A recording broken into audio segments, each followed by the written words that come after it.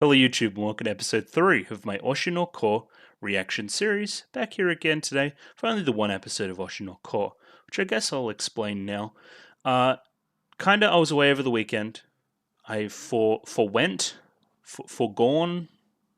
I didn't do Symphogear, so I feel the need over the weekend, next weekend coming, to do more Symphogear than I normally would. So it'll be should be two.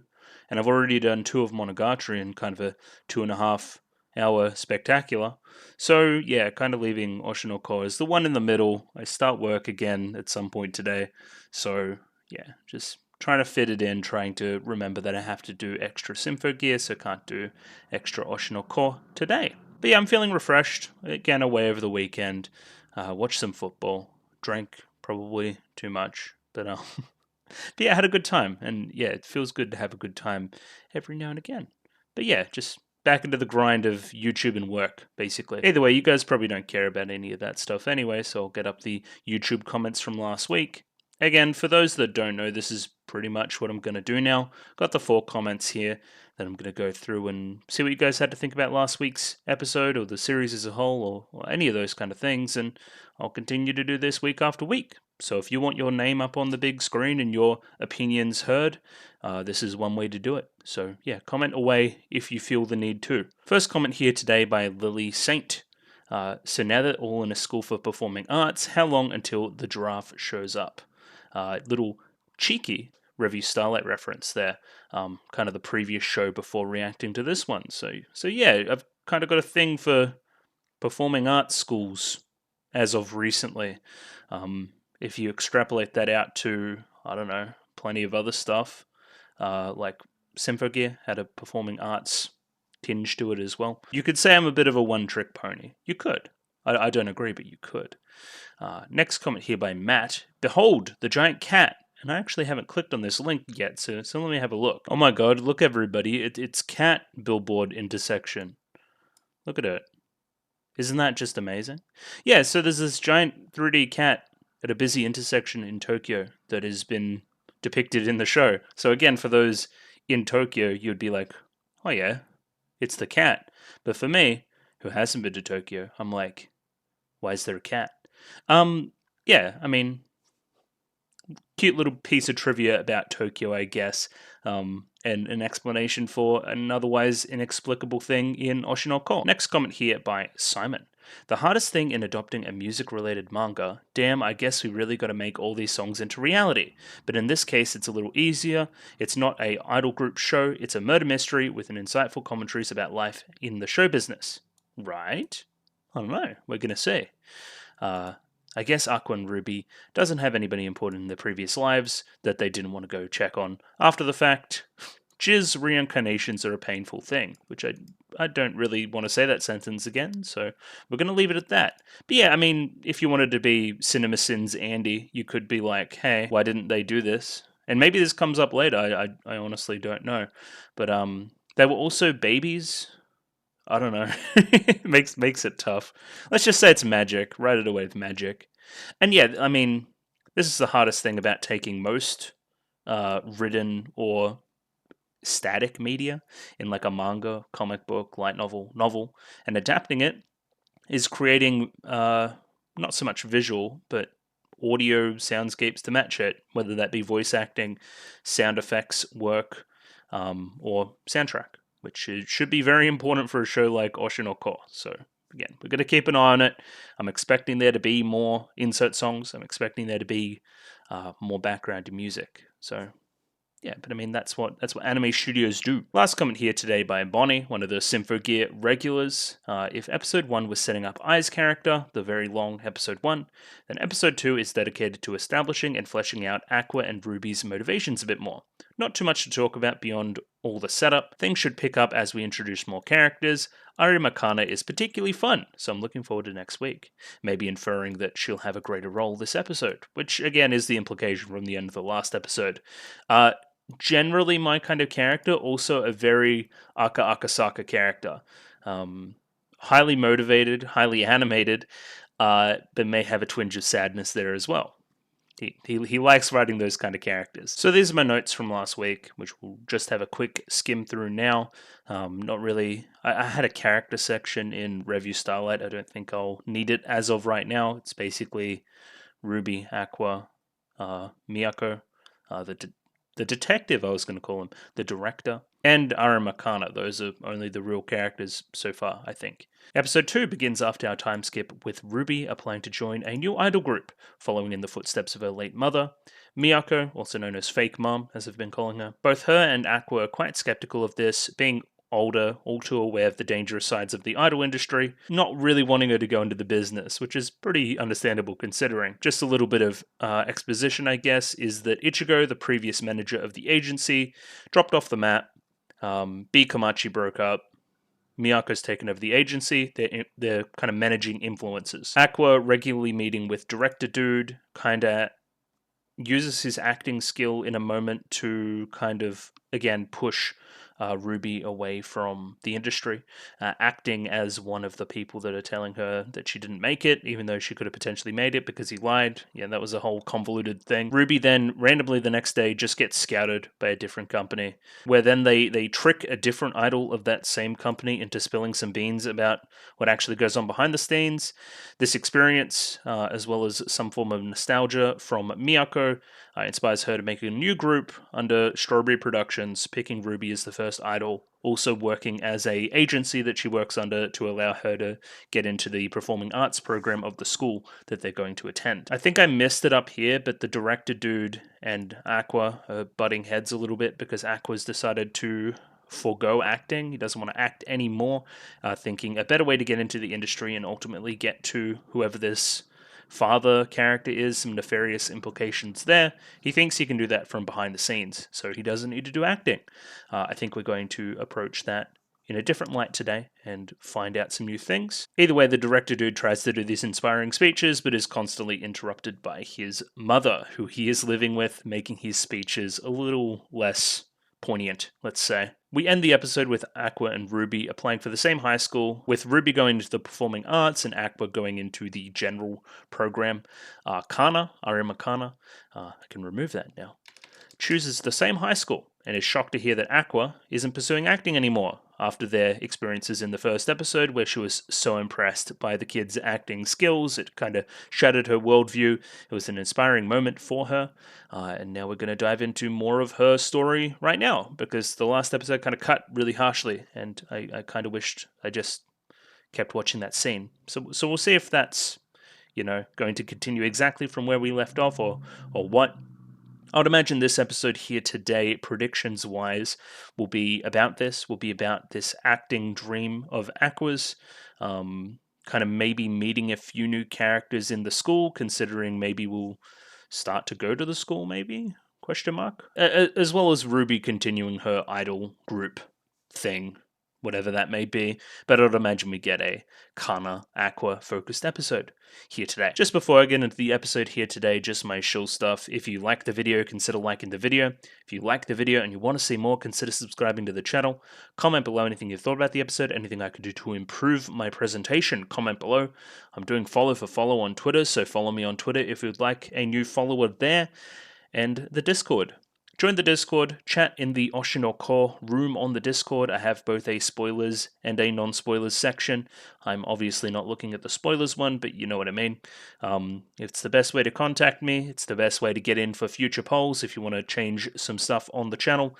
And yeah, anything else really, it's pretty open, I think. Like-minded people, that kind of thing as well. So yeah, join it if you're interested. Without any further ado, we'll jump into episode 3 of Oshi no Ko. Right here, got a very dark episode 3 of Oshi no Ko up here ready to go. Let me pop that up there. 25 minutes and 16 seconds, a little bit of a longer one here today. Using the Star Sugen stubs again. I didn't hear peep about them, so I'd imagine that they were okay. They're at least usable, as well as the picture-in-picture version still being provided in the description below. That is one thing I forgot. Sorry about the picture-in-picture last week. Again, I was away and unable to fix it. Should be fixed this time. Let's put it that way. And we'll jump into the episode now with a 3, 2, 1. Right here. 3, 2, 1. Go. Yeah, and I thought we'll jump straight into the opening as well. Definitely recording, that's always good. Not gonna lie, may have watched this opening a couple of times over the week. Mostly because of the song. The song's like super catchy. It also just it stinks of budget.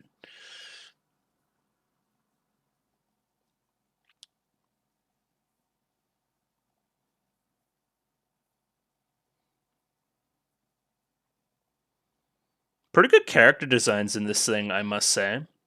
That was an interesting shot of Kana as well.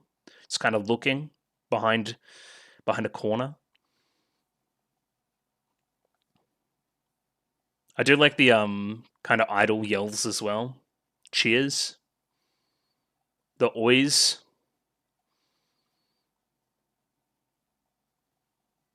Yeah, the eyes do like a lot for the character designs for sure. Hmm. It may seem like some people have some sad backstories, which isn't unexpected. Like, what else were we gonna do? At least from that little montage there at the end, you can kind of see some segments there.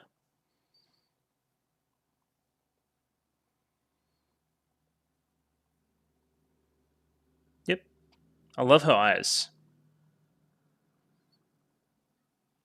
I remember.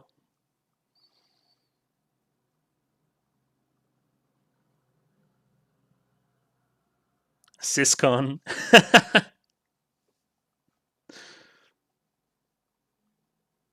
Oh, she already at the school?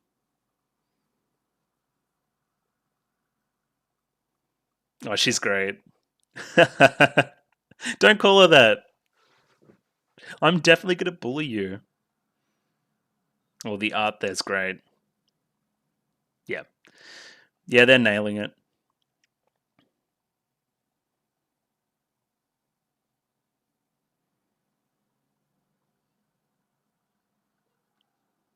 Why are you stalking me?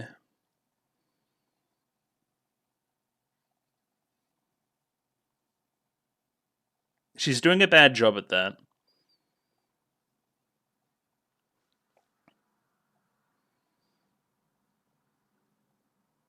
I just said I wasn't, I thought.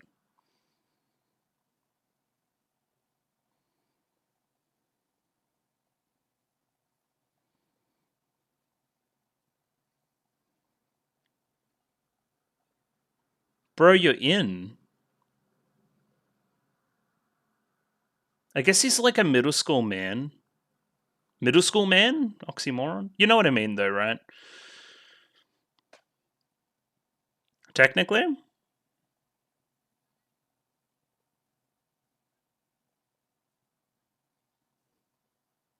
She's being very sus.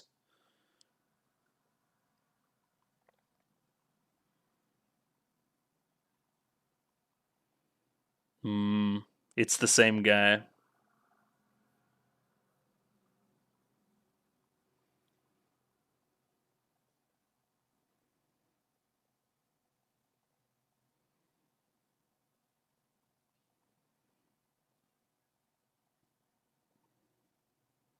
Gotanda. I just don't know if I'm going to use a name with him. There's nothing wrong with that. I mean, the whole thing's about wanting to shine, though, and all that kind of thing. Star motif.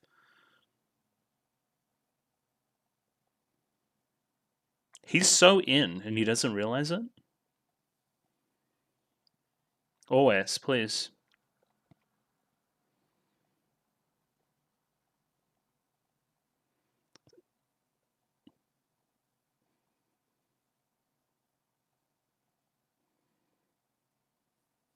Great.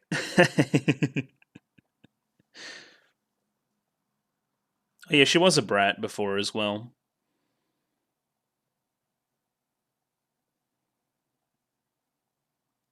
How old are your parents? Yeah, how rich are you?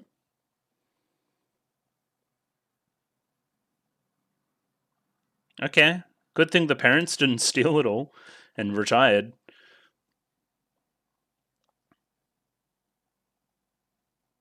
Hmm.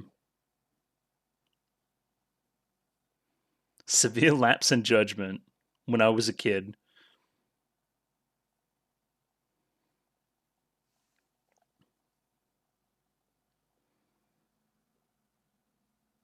You reckon? Ooh, cool shot.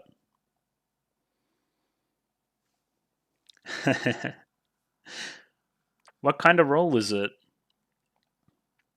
Yeah, you're not going to convince him that easily. We need some kind of big emotional moment to spur it on. Shoujo manga?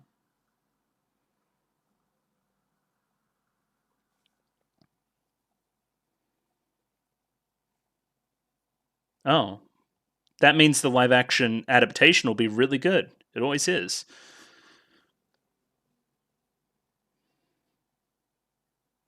How influential do you think you are? What do you mean by this?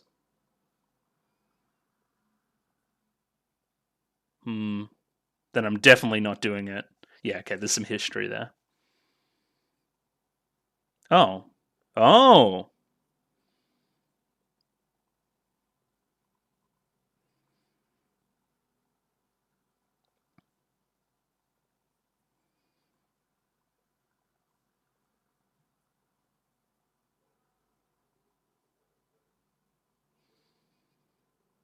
Not the Kietai.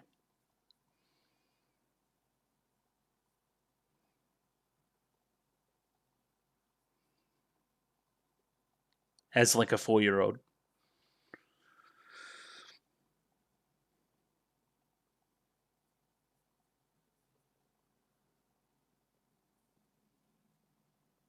Ooh, that makes it hard. Not knowing which, like, amount of digits it has.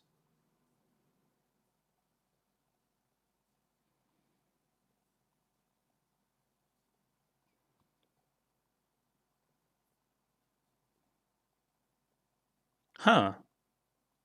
I'm in.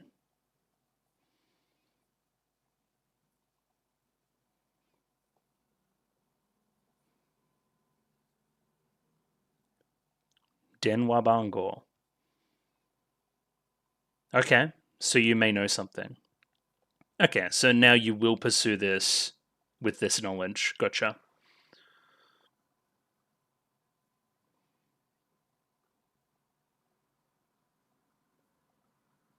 Hmm. For reasons. Yeah, no, he's not jealous. There's there's a lot more going on. Oh wait, no, you you took it a way different way.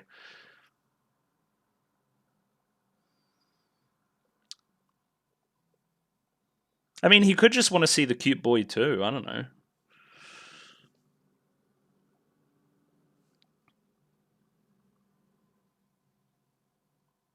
Let me get a good look at this guy.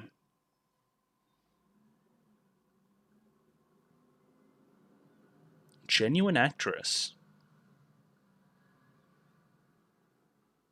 Show me your face so I can pass judgment. Ooh, that's tough actually.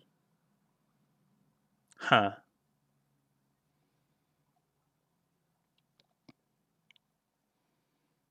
It's true.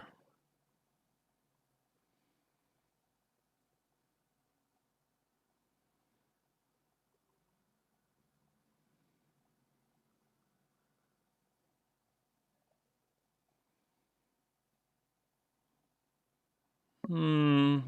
Again, there's more going on.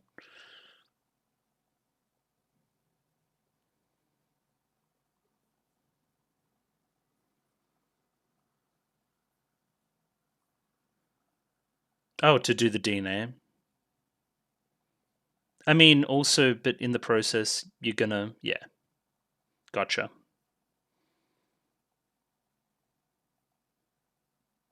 It reminds me of the fake shoujo manga name from Kaguya-sama as well. One of the best chapters too. So good.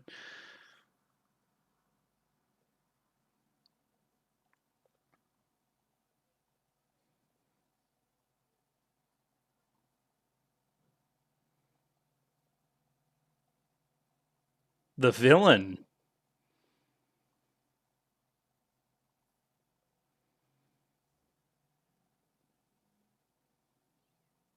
Not the web series. What are these cans of beans? Why?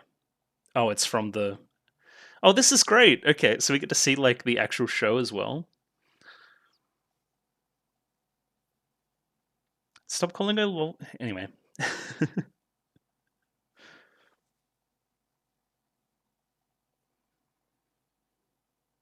What is this voice acting?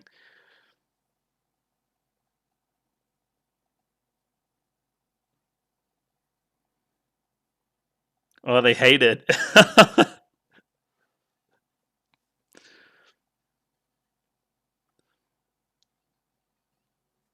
I like how pissed they are.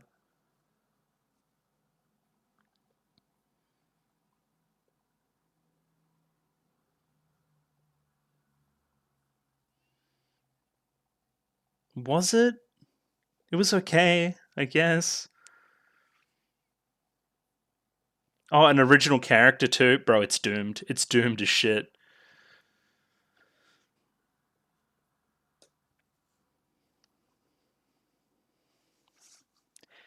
They picked up the joke that I made earlier. That's good.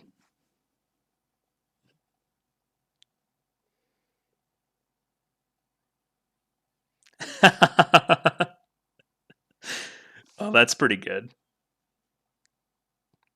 Yeah, she's noticeably the best of the bunch, but she's obviously not being directed very well, I don't think.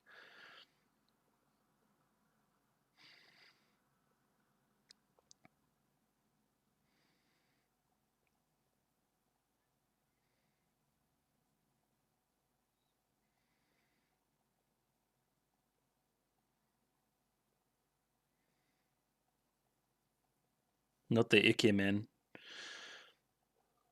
Yeah.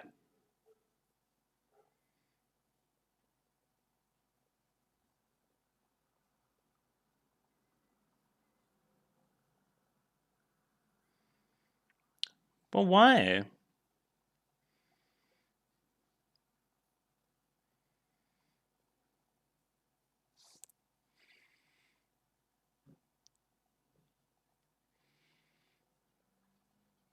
Well, bring in old mate. He can probably.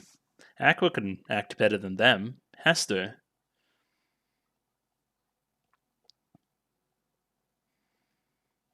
I wonder what the actual translation there was.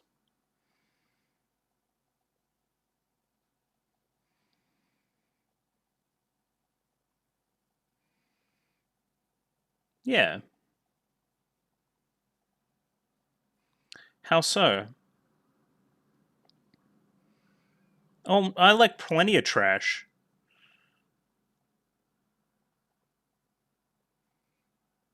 Ooh. She's like, she hated it.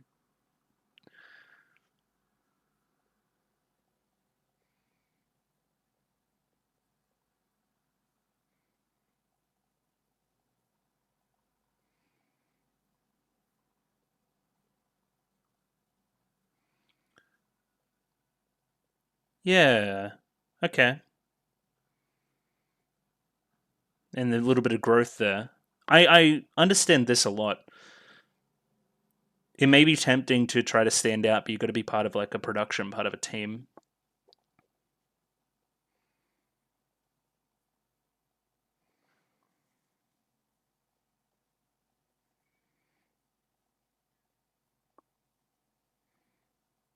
That's good. Maturity, but also in contrast to the show's sub theme about being a star, especially the idol stuff. Hmm. If you say so yourself.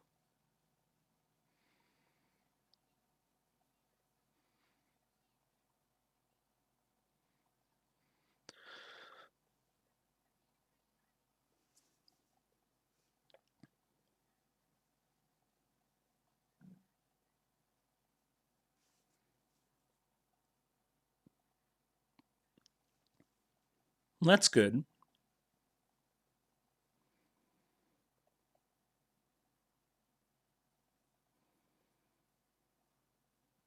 Sure, I forgot, but sure.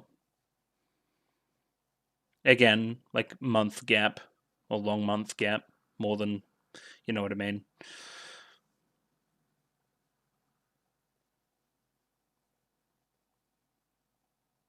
He needs a haircut or something.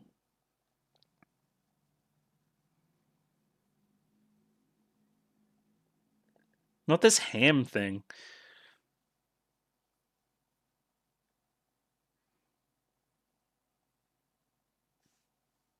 Are we gonna bring back that manga author maybe? Because he's a source material fan as well, which is the strongest, race of man.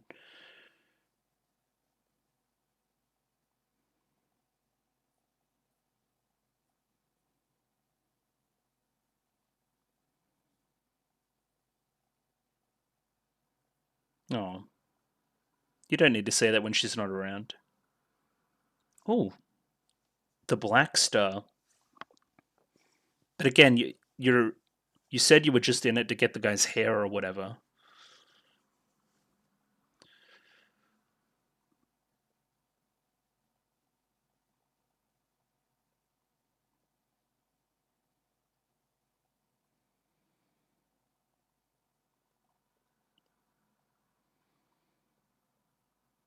Okay.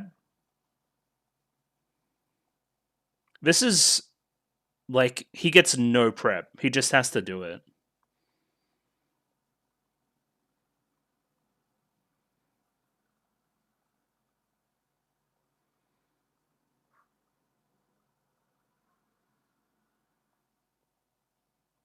Hmm.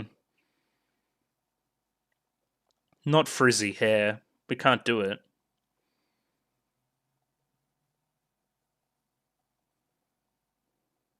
Damn. We don't like this guy.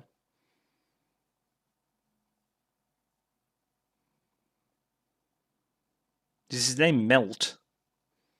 I could use a melt actually. That'd be good. Hungry. I'm always hungry when I record.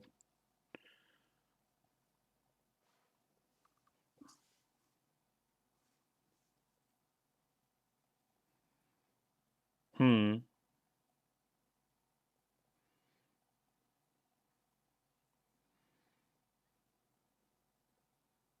This is the guy? Yeah, that's the guy. Hello, guy.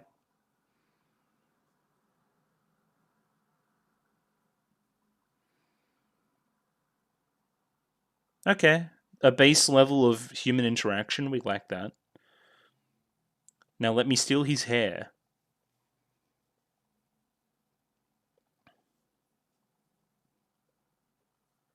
We didn't really react to Strawberry Productions, so.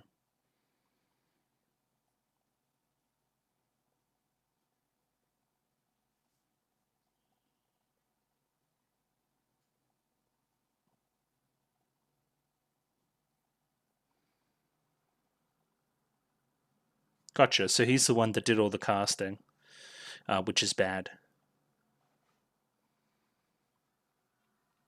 He picked Aqua for his looks too, and apparently he can actually act, which is secondary.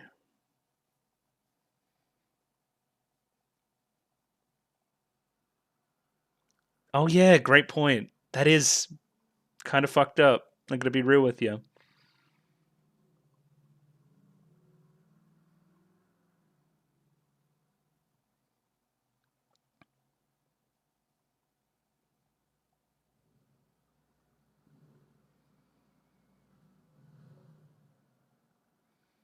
Okay, we do not get to hear it. Oh, look how hammy he is. That's great. I actually kind of like the choice here, like the lack of dialogue, then just the music.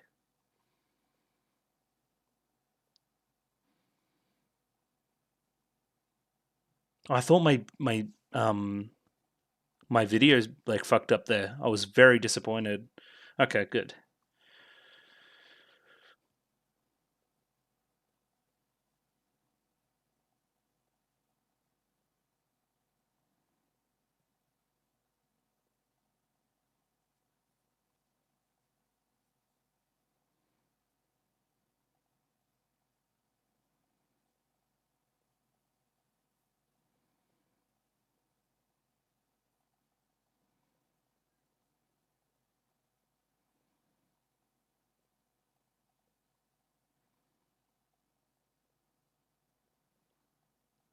Okay.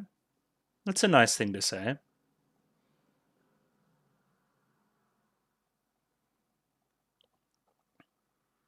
Monogatari reference?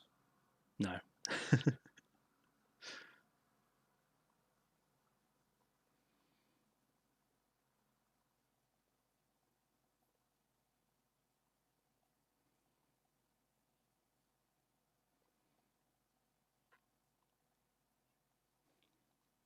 She's determined. She's doing like determined, you know?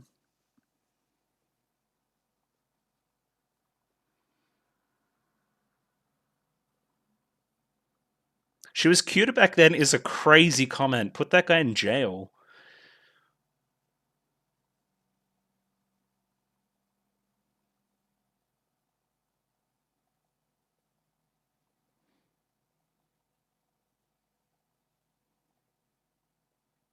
Oh, they're just animating the shit out of it.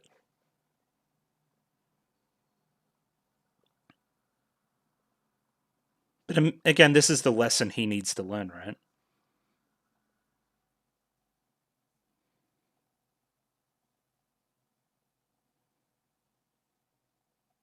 Okay. I mean, inspiring? Question mark. I'd be inspired.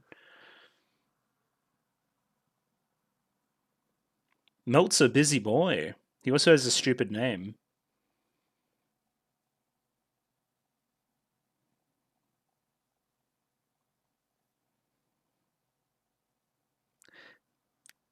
Low maintenance.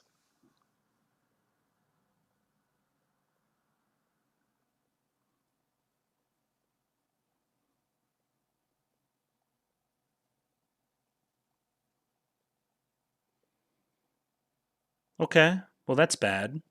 She's getting paid like chips.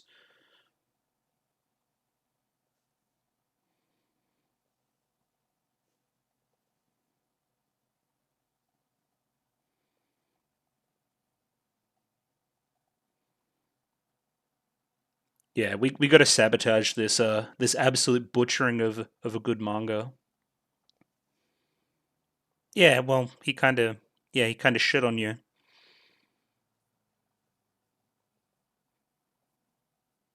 It's just because you're cheap. Oh, yeah, I guess you got to be sure it's the right cigarette though.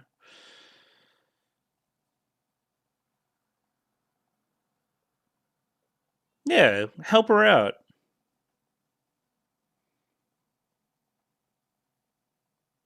Uh, are we seriously an ED already? No way. Really? Really? Really? I really don't want to watch another one, but I really do.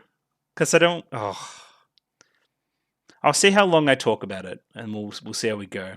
Because I don't think I'll have a whole lot to say plot wise.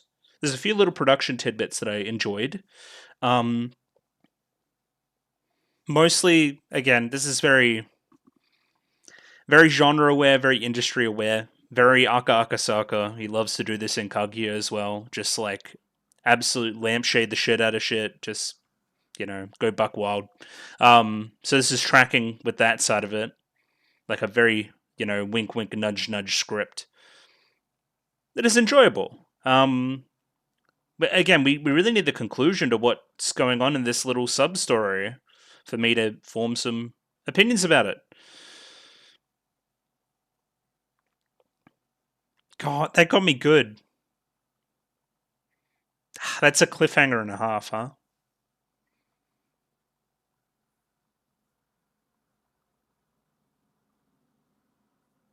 I like the ending of the ED here as well. I really like it.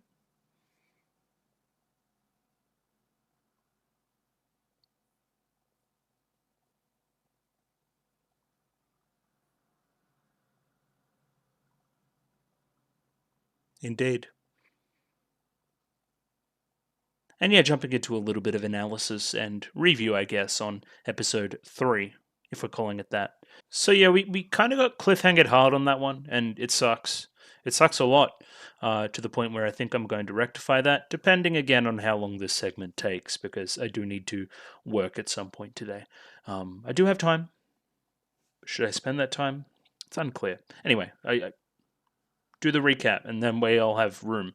Broadly, the episode was pretty good. Had its moments, popped off in the animation in a few key areas. Clearly, a setup episode for something, a bigger kind of climactic portion of this scene coming up. We've done this twice in a row now, where we've kind of just cut in the middle of when it gets good. Really know how to get you wanting that next episode. From my cursory knowledge of the manga does a very good job of this as well. So yeah, it keeps you coming back for more. Just broadly plot-wise, now that I've heard that Kana is without an agency, it would make sense if Strawberry Productions were to sign her at some point. That's how I would finagle the plot, if I could. But anyway, the recap. Episode 3 continues straight from the previous episode, with Aqua telling Kana that he isn't acting anymore. She kind of follows him home in a weird way. I'll talk about it here as well. There's seemingly a romantic thing here brewing, I would say. She's definitely looking at him and blushing and stuff, so I don't know. I don't know how else that's supposed to work. At least at this early stage. Maybe he does something for her in this scene, and then we get a little bit more of a, at least confirmation of a crush. Either way, they go to see the director dude at his house. They have dinner. Both Kana and Aqua broadly learn what the other's been doing up to this time, with kind of Kana learning that Aqua had pursued acting for a little bit, but is now more behind the scenes, but at least saying, hey, you're still in the industry, blah, blah, blah, blah, blah. Where Aqua kind of learns a little bit later about how Kana's journeyed from when we last saw her to now in, her trials and tribulations and wanting to quit and, becoming a more, I guess, personable actress on set, less of a diva. Either way, that's later in the episode. During dinner, Kana mentions a web series that she's currently acting in, and this is where a lot of the comedy of the episode comes from. This hilariously bad, beloved manga adaptation. I thought that was an interesting little tidbit. Just very meta aware of how other things are perceived. It would become pretty ironic if this was a bad adaptation of Oshi no Ko. So this kind of story, when you're telling it, you need to make sure that your adaptation is up to scratch as well. I know this may come back to bite them if later on in the production they falter. I don't know. It's an interesting one to dig into. Either way, mentions this show, says, hey, Aqua, I can get you a gig. I know the director or the producer. His name is Kaburagi Masaya. And he recognizes his name, that being Aqua. He goes, hey, this is one of the names that was in Ai's personal phone. I believe she has 3 phones. This one's the one with the most security. And before she was famous, she had this phone. So yeah, like, it's important, the people in this phone. That's how we're framing it anyway. After hearing that this man is going to be at least involved in the production, Aqua agrees is a good way to get some DNA off the bloke. Ruby is happy to hear that the brother is pursuing acting again, just how I would have wanted. Interesting use of I in that sentence too. However, after watching the first episode of the show, kind of this web series, it's pretty bad. Broadly, Kana's acting fine. The production of it, the cinematography, the music, all that kind of stuff, the crew stuff, pretty good. But the acting for all the male leads, considering it's a shoujo manga adaptation, you kind of need some pretty good actors there, and they're just not up to scratch. Mostly just pretty boy models that are in the roles instead of actual actors. A lot of the rest of the episode is used to set up Kana as changed from how she was previous, right?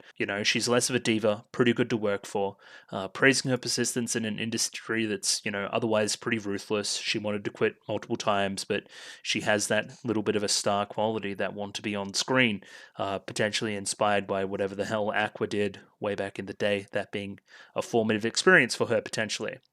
Aqua then overhears the director, I don't know if he's the director or what, but Masaya, that guy, talking about only hiring Kana for her price relative to her acting ability. So she's cheap, she's a freelancer essentially, and she acts pretty good, but wishes that she would understand what kind of production she's in and just do her role instead of trying to act as hard as she's acting, even though I think she's toning it down quite a bit. The episode then ends with Aqua grabbing the DNA off Masaya in a bit of a weird way. I don't know how a cigarette would work for that, but sure. But sticking around to fuck some shit up potentially. This is our cliffhanger moment. I do not know what he meant by this. Is he going to act the shit out of it? Or is he going to fuck some shit up? I don't know. I do not know. And the faster that I get into the episode proper, the faster that I can potentially watch another one. So we're going to try and do that. So again, we're jumping into the episode exactly where we left off. Again, shouting at the eyes because I like the eyes a lot. The eyes are kind of integral to a lot of parts, even the comedy. So we'll see her character design change a lot in a second as well for a comedic scene, as well as her eyes going kind of dead at a certain point for comedic effect as well. Definitely something we're using in the production quite a bit. Again, in this scene, we're just like, hey, I'm not being actor boy anymore. Just nice little jokes here, just like my brother's obsessed with me. Siscon des, essentially. Yeah, we she's not a fan of her from way back in the day as well. Lolly Senpai, there's going to be a bit of clashing here comedically, which is good. Yeah, like just very fast stuff like this that I highlighted before, like this into like if it'll behave like that. Yeah, there you go. That kind of stuff. Good animation, guys. Budget stinks of budget. I've said it a number of times. Yeah, this is where I'm getting kind of a little bit of a romantic inclination to everything, like following him home. I think at some point she says that he's a pretty boy or something. Like, yeah, there's something brewing there, I would say. Which you're technically older. You're technically you're like in your 30s. You have a career. You were a doctor. So bad touch. I don't know. It's a weird one, right? Yeah. Again, contrasting eyes. We see the eyes of Arimakana here, very wide-eyed, innocent, glowing, star-like, and then Aqua's eyes here, dimmed star under the hair. Pretty easy stuff, but they do it well. Yeah. Again, I'll keep saying it. Like, we should go do karaoke, and then how about my place, and then there's some implication here, right? Again, they played off for jokes though too, so it could just be that. She does still have a little bit of a comedic ego though. Like, we can't hang out at restaurants because I'll be swarmed with fans. I'm that famous, when in reality, you're not really. You were just kind of cheap. So we go to the director's place in lieu of an actual restaurant, and since I last saw you, right? Well, I've been in the industry the whole time. He just hasn't caught wind because I've been kind of out of the spotlight. Yeah, it works as a joke, as a bit of an ego hit to her. The big physical arrow in the scene probably works better as a manga panel, but works, especially in something that will be about manga adaptation at some point in this story. Yeah, I mean, I'm just gonna keep the character designs are really good. Like, look at her; she's just looks good. I don't know what else to say. I know. I'll keep saying eyes are doing the heavy lifting for sure. Kind of hearing that, despite being with the director, he's not acting, but he's still pursuing behind the scenes stuff. Still glad to hear you're still in the industry. That's nice. It's nice stuff. Hang on, let me look at some of these posters on the wall. Truck driver, you would have to imagine, is like a taxi driver. Foam club, fight club, maybe. Nostalgic? Got no clue. And this is probably some like Italian shit. Yeah, I don't know. I'm not very. I used to be more savvy about this stuff, but I'm guessing there's a ton of references all over this Blu-ray collection as well. So I was talking about before, just kind of extra shading on the eyes for comedic effect. Her being disenchanted with this guy after still living with his mother when, she was looking up to him when she was a younger actress. Yeah. Mooching off his mom. Can't be doing it. I don't understand how this. Are your parents rich? They retired? Question mark. How old are they? Question mark. I pretty much live off Uber Eats. So do you keep all your royalties from your work as a child actress? I guess. I wish I could live off Uber Eats. That'd be good. This may be something that comes back as well at a certain point, bringing up Aqua's tapes as an actor as he continued. So the director has some of them, and we're putting the onus on Aqua to show her these tapes if he means to keep pursuing this. So that's maybe a conclusion we can do at the end of this little mini arc in the story. Again, budget, really good shot, nice tracking shot. Just it's not rocket science, just the background going one way, the foreground going another, but helps give the scene some 3D space as Kana introduces this role that needs filling on this show that she's currently acting in. Again, really good framing, just foreground. Are we going to get like a focus shift here? Nope. But yeah, again, just like some good framing stuff. I thought they'd maybe do a focus shift there in a real, actual filmic style. But we're bringing up this shoujo manga that's being adapted. What's the full title? Let me get this full title. I'll have it mauled today. The romance manga of the same name. I think Sweet Today is the one from Kaguya-sama, so obviously a little bit of a, carry over of that. The only other thing I know about Oshi no Ko is that it has some crossover with Kaguya, so, they might as well be the same manga. So yeah, obviously a very famous and beloved manga, as Aqua describes here, I think. Yeah, manga's a masterpiece, apparently.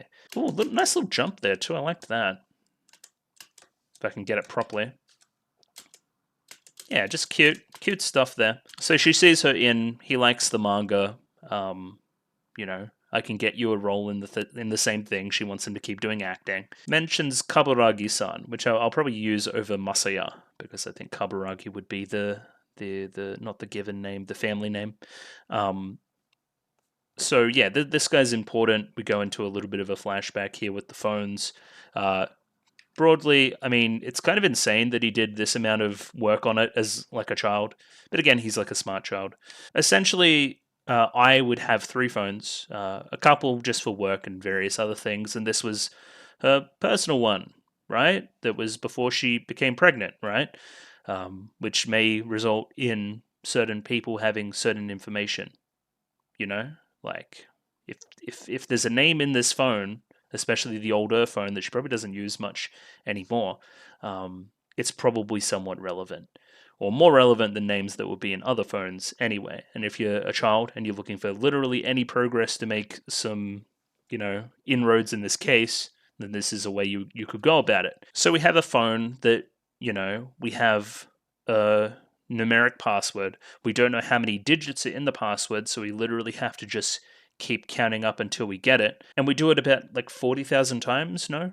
There's also a 30-second gap there, so you can't just spam it out. Yeah, 45,510. I wonder if the number has some significance as well, was her passcode. So then, yeah, we see this name. We're like, hey, we have this name in my mind. I don't know how many contacts in this phone, by the way, if this is going to be a continued thing. We keep looking at names in this phone for people that would be relevant. But yeah, keep emphasizing this kind of, I guess, black star in the eye at certain points as well. I believe we end the episode on it as well. Yeah, just, black and white star in eye meaning different things. So there was a joke here. It didn't go the direction that I thought it would. I thought it was going in a little bit more of a, like, I'm jealous of this guy, but it goes in the direction of, oh, he only wants to be in this thing to see the guys with the feminine faces, which, again, is a way you could take the joke. I just didn't see it. Either way, there's a bit of a mismatch in the understanding of Kana and Aqua at this point, which is fair enough and leads to some comedy, which is good. Yeah, but either way, like these eyes blush, like, I don't know, I see some romantic implications. I don't know if I'm like the crazy one here. Oh, I missed that line there as well. Even Kana there saying there's some problems with the production. I don't know if it's going to be exactly what you think it is. So this guy's just blowing, the proverbial, and telling her everything she wants to hear at this point, even though he doesn't respect her acting ability at all, only her price. Yeah, anyone would have done, though. I don't know why I didn't read that. That would have been a pretty good indicator as to what this guy's actually like. I guess I was looking up for his face, which you can't really tell much from initially, but it turns out he was a scumbag. Who'da thunk? But yeah, I don't know. I was still looking out for, I thought he'd look more evil. He just looks like a guy. I guess we forget that Aqua is still signed to Strawberry Productions, because that's the only reason that Ruby knows. Because Miyako, we're gonna say Miyako, tells her because she needs to advertise stuff from her agency, if that makes any sense. Either way, it makes Ruby very happy. Of course, thinking back to kind of those final words by Ai, I'm going to be an idol, you're going to be an actor, or may pursue acting. Kind of the conceit of the show in a way, right? Kind of living on in her memory, trying to be stars, that kind of vibe, right? Again, just misunderstandings everywhere. I'm not doing this for I, but I'm kind of doing this for I, you know? Just, yeah, Aqua not being obviously very open with everybody, being covert in his operations. But of course, as this goes on, he's probably going to change his motivations a little bit, probably feeling some type of way about Kana's words towards the end of the episode as well. Oh, interesting. Even here, right? It's got 11 reviews, 1 star. So yeah, it's not very good. But yeah, everybody's heard of the manga, probably using that name recognition to push this. Again, this is the layer of the, you know, it's very meta. There's a lot of shitty live action adaptations of manga in Japan that are made as vehicles for models, as vehicles for people that want careers outside of acting, that aren't trying to be their best, but are instead trying to cash in. And again, I'm sure some people along the way have tried hard, which this show talks about as well. But in the end, the end product just isn't up to snuff. That isn't to say there aren't good ones. There's just a lot of bad ones, right? And even in the age of Netflix adaptations and that kind of thing, you can even apply it to the West in a lot of ways. So, you know, we learn here that Aqua is also playing a villain, something that will play up a little bit later in that he's playing a stalker being the ultimate downfall, if you can call it that, of I, which, again, ironic, call it whatever you want. This was one of my favorite parts of the episode, just kind of acting within acting, you know what I mean? So obviously the voice actor outside of the anime we're watching is voice acting somebody who's acting inside of it, and the little changes, intonations that you can hear in their performance as a result are very interesting, as well as you can tell that the other guys aren't very good actors at all, basically immediately, when in real life they're probably very good actors. I know. Acting like you're poorly acting is something that's really good. The first example that's coming to mind even now is the first episode of Haruhi, where everybody's just acting really poorly. Yeah. And again, a lot of parentheses around that first episode. But yeah, like, I find it interesting. It's, you know, whenever it shows up, I'll probably talk about it. Yeah, I love the instant faces of disappointment on these two, on Ruby and Miyako. Just, yeah, it's very funny. I love the slow shot of the laptop as the acting gets worse and worse as well. This is where we get into it a little bit more meta stuff. Cinematography is decent, so it's not unwatchable, but there's suddenly an original character for no reason. They're trying to cram 14 volumes into 6 episodes, changing the story, needing to incorporate as many models from whatever agency is bankrolling it as possible. You know, I've definitely seen this tale before, let's say. I straight up... Okay, is this like just the manga from Kaguya-sama as well? Is it just like the straight up same one? Because I recognize like the thingo. This, right? The cover. Look what I found, everybody. It's the Kaguya-sama wiki. Yeah, like it's like the same cover, right? Like very much the same cover. Yeah, okay. So again, I know there's some universe crossover there, so that's very interesting. Again, if you guys haven't seen those shoujo manga chapters from Kaguya-sama, they're very good. It's somewhere in season 2 from memory in the anime. Either way, we move on to the small interlinking scene between Aqua and Kana at karaoke, it seems like, where we actually dive into a little bit behind like the production and the performance and that kind of thing, right? Like what it's actually being used for. Kana is at least under the understanding that she's been hired for her acting ability, that they need somebody to balance out all the horrible ikemen type actors. All of them are ham, I'm the one good one, which is probably the truth, but not really why you've been hired, as we learn in the end. A good performance alone doesn't lead to a good product. You need to be part of the actual production, play a role in the team of the creation there, right? Which is true. She always wanted to shine bright like the star of everything when she was little, but that's not always the case. Sometimes you just need to play your bit part. From memory, the only reason Aqua got that acting role when he was very young was because he impressed the director on set, and he was kind of creepy, because he went along with I at one point or another. There was also a sub-theme in the acting portion of that first episode as well, where we lamented the fact that there was industry bullshit getting in the way of I actually shining the way that she should have at that point in the story. Because we really wanted to push this other actress instead of her. It's ironic that a similar thing is playing out here. But yeah, like in contrast to the whole star idea of the show, Kana here is saying that she just wants to play her role. This is another setup that I'm interested in as well. The author came to the set for the first episode, and yeah, again with the eyes, like nothing in the eyes, grayscale frame. She looked very disappointed in what was going on. This is a very important moment for Kana as well, where she says that she's going to forego her acting ability at certain points to make the production better, to make it flow better, right? Even if it affects my reputation as an actor, I'm putting the production first, which is the exact opposite of how we saw her earlier. Yeah, like tangible growth as a character over time, displayed in a very short amount of time on screen. It's pretty well done. Essentially, if we're taking like the veneer off, what is this part of the episode trying to do? It's trying to endear us to Kana as a character who may potentially come off as annoying from her first appearance. They have to redeem her, and audiences really like a character redeemed. So when Old Maid at the end, the producer, director, Kaburagi, when he says those things, we feel some kind of way, Aqua feels some kind of way. That's how that's how investment is born.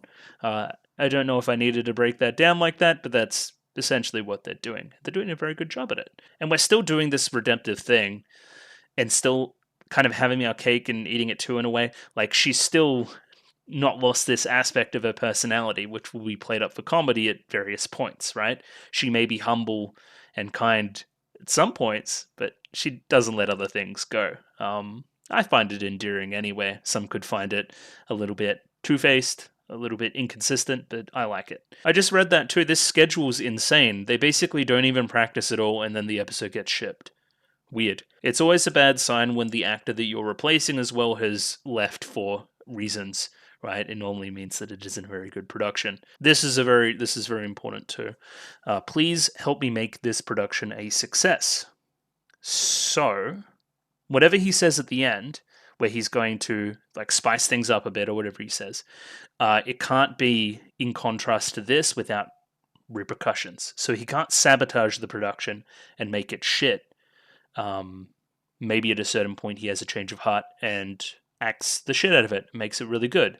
And then that's our turning point. Yeah, this is important, this frame, this scene, right? Like a promise between characters. Very pretty piece of animation there as well on this part. Very pretty. Yeah, I can kind of see what they mean about the cinematography now.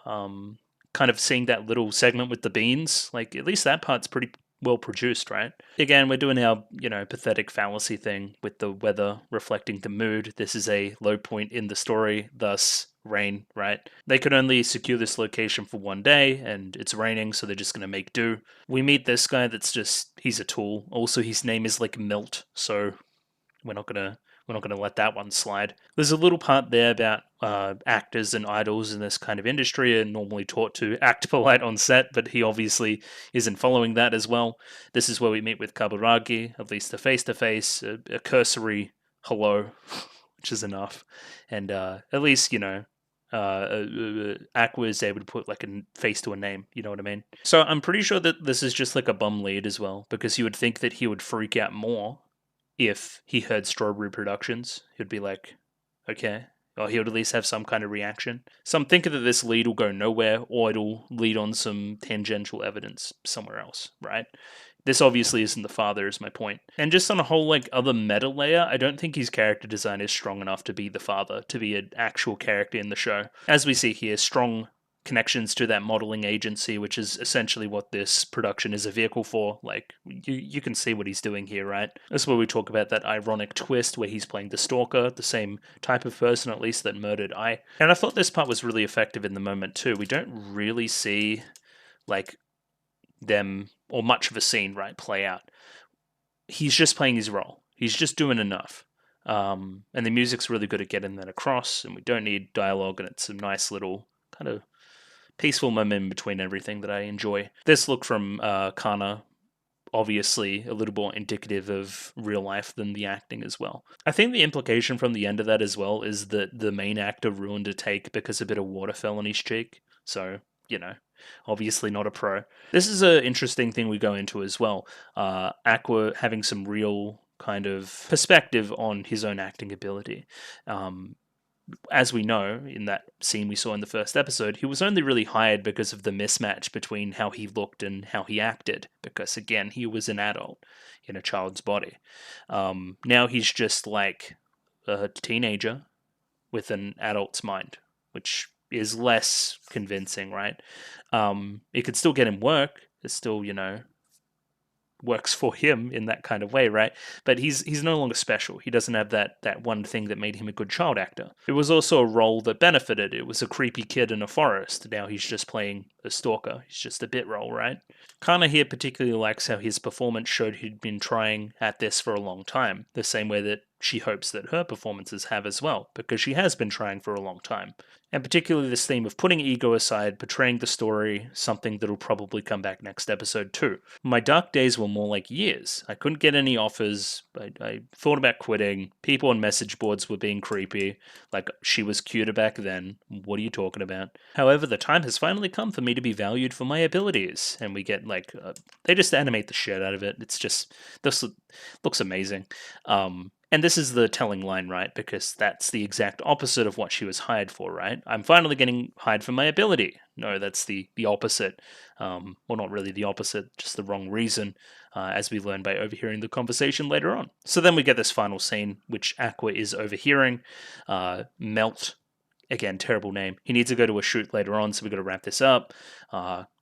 Get to talking about Kana. She's great because she does what she's told, right? She's left her agency, is a freelancer, her fees are dirt cheap, and she comes with recognition. She's perfect for these kind of things, not in the way that she thinks. The only thing is that she's picky about acting. This show's just about promo for the other guys. Acting ability is not even a factor in it. I really wish she would pick up on something like that. We have Aqua coming in, getting that little bit of DNA off the cigarettes. And again, this guy's world weary. He understands the industry.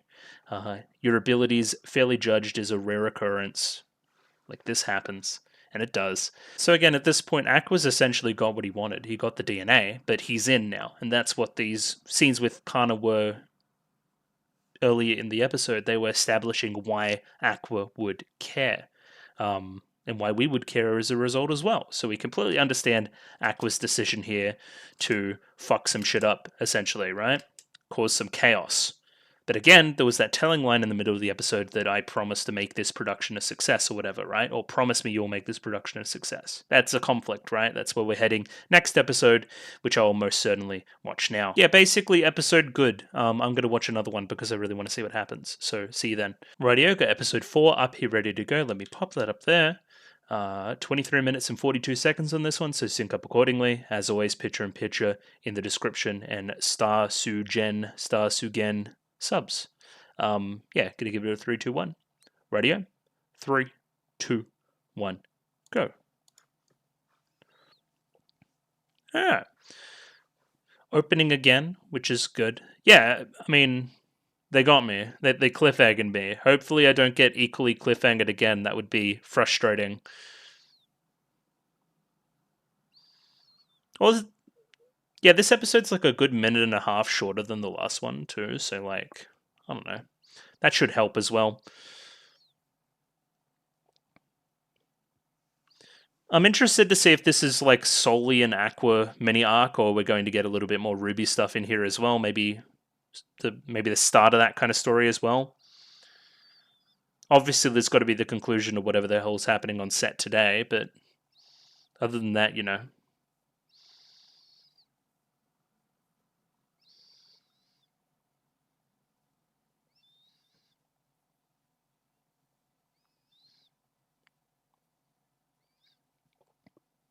Doga Kobo, huh?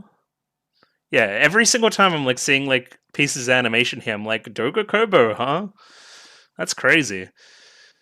I'm sure there's if you did your Sakuga stuff, you could go through and look at some stuff, but I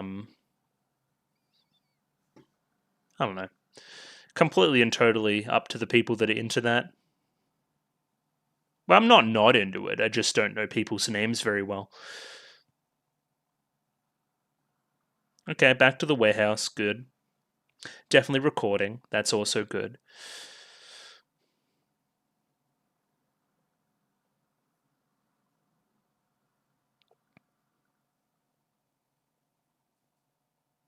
Position 0? Question mark?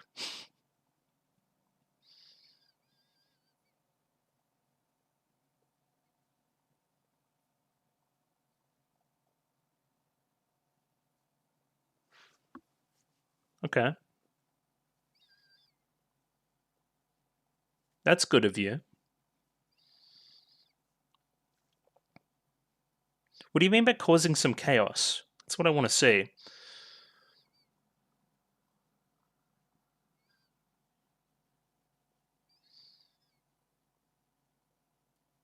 Oh, the lighting is intense.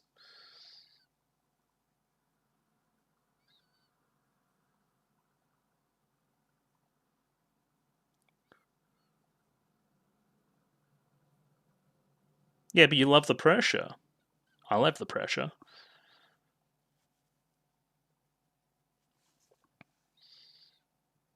Oh, talking to me. She's talking to me. Yeah, this is interesting. I wonder what new information we're going to learn from this.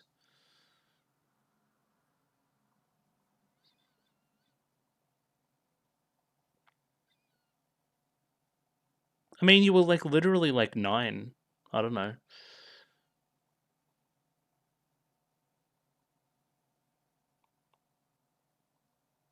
That afterpick is straight up bullying. She looks like fine. What are you talking about, man? It's not like she like, went on a bender. Do anything. So this music too.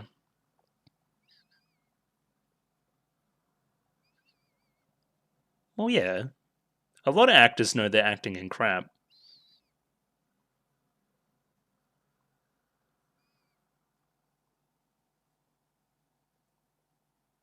Extremely boring.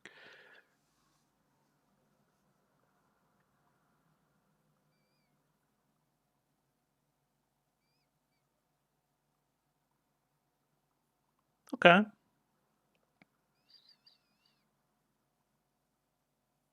Okay, source material fan. We can take that. Yeah, but the other bloke's he's terrible.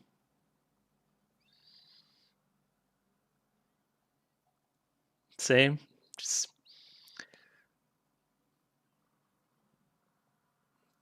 yeah, it's bad.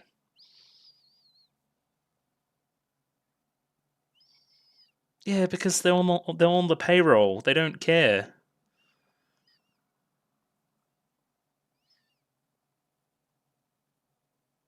No. Here comes the salvation.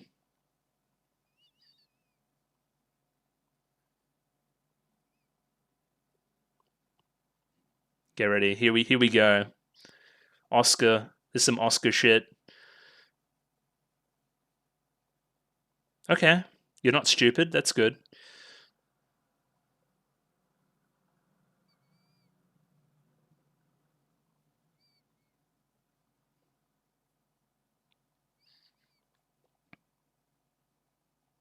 Just like me. He's good at being a creep, huh? I don't know. You're doing a pretty good job at the moment.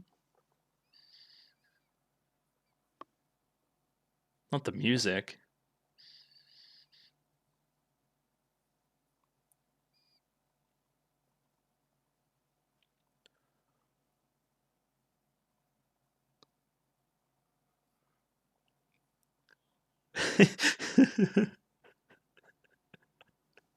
Yo, he's talking that real shit. What is this? They're just gone off script.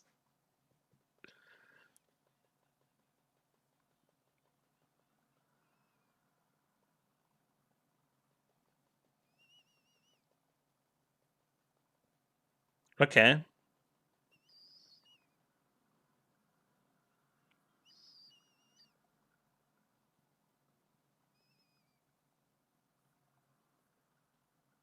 Yeah, kinda. Bro, like having like conversations in your head in like split moment decisions. That's great.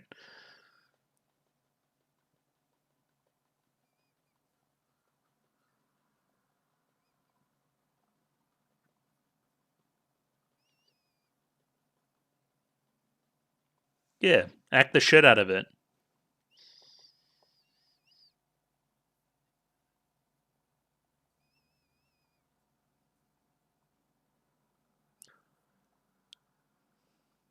Lick the knife is crazy.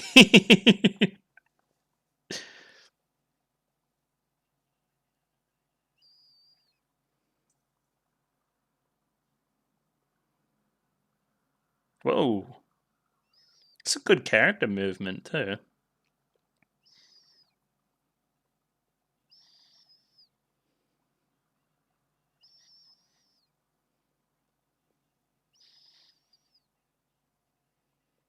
Oh my god. He's talking to me. Alright. Giving you the layup.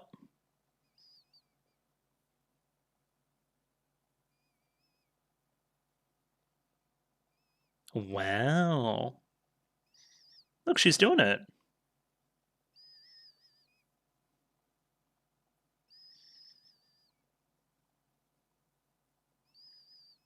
There you go. What a scene.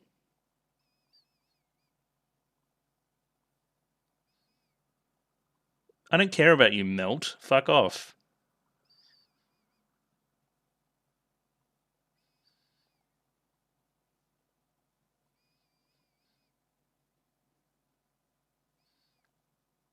Okay.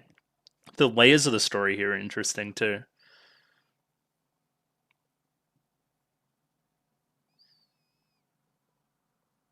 Not the monster energy.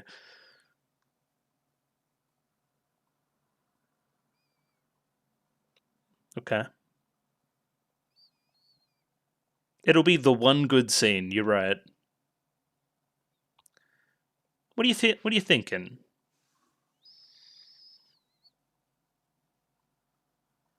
She's still thinking about it. A little bit blushy too. Ooh. It's gonna be some kind of yo. I love shit like this.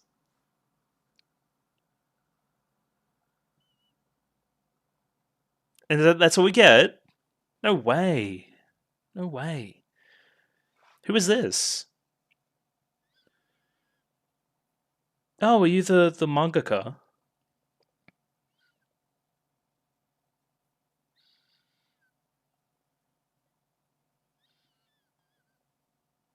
Yeah, that's not great.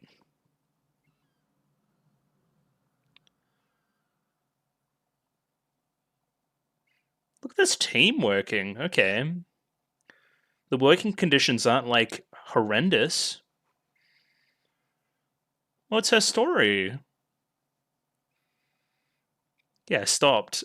But it's her story. Of course she's gonna see it.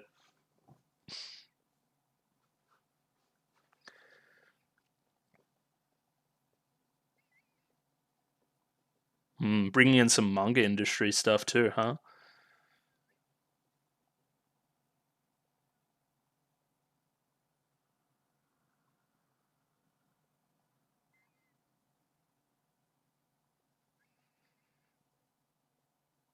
Hmm.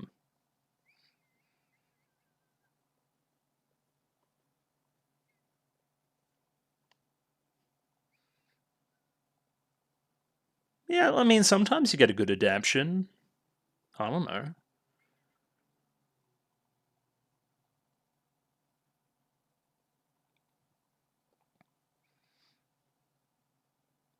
There you go. Got one.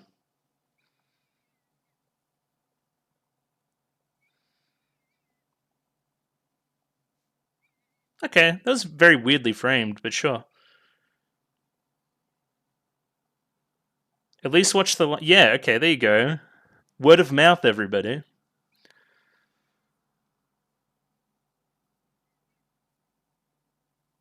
What's like an anime example of this where you gotta keep watching to like the last episode because it's like really good?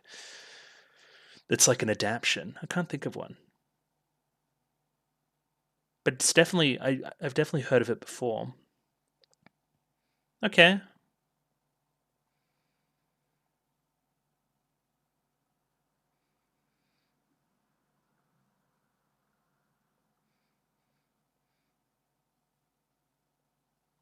Kinda. I don't know. A lot of things go into a movie or a show. Why are you asking that question, do you reckon?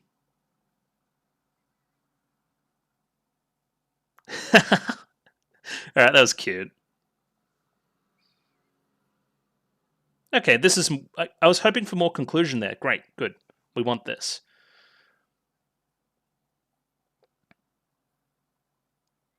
There you go.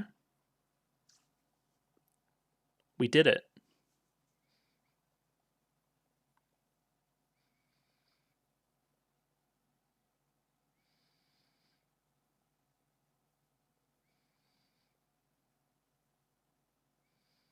Okay. Do you have any more cigarettes for me to steal?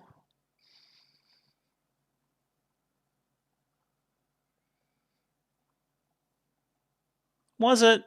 I feel like you're lying.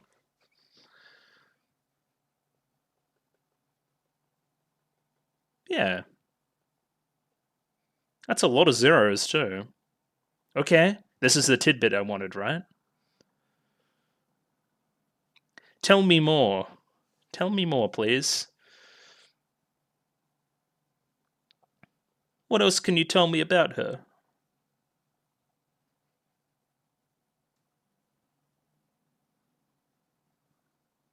Please tell me.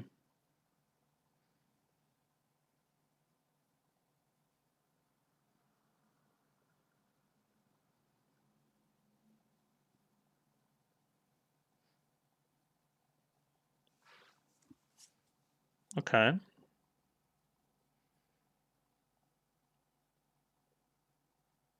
Yeah, too much, too much. Ooh.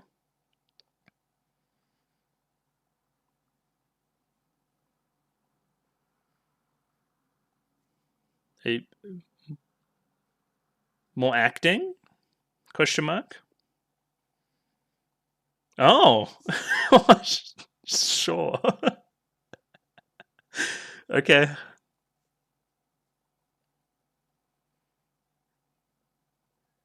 This feels like the end of the first episode.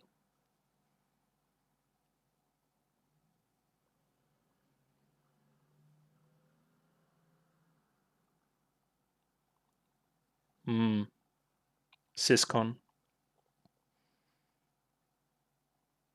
Okay, bye. Alright, so that's like the little intermediary bit in the story. Okay. Are you still in general program? Yeah, good old entrance ceremony. Okay, so you are doing that. Thanks, senpai. Okay. I don't think it'll be a problem. Maybe for Ruby.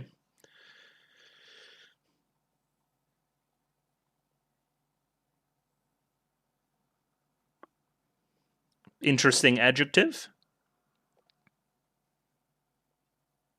Alright. You know, full of celebs. At least mini celebs.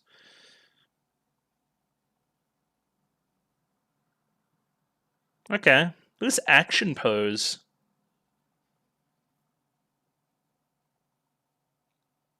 Alright.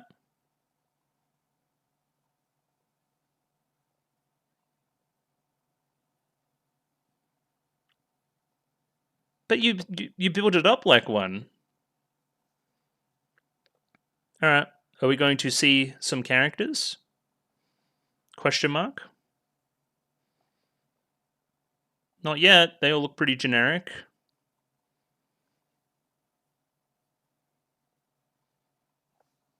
Yeah, well, you know.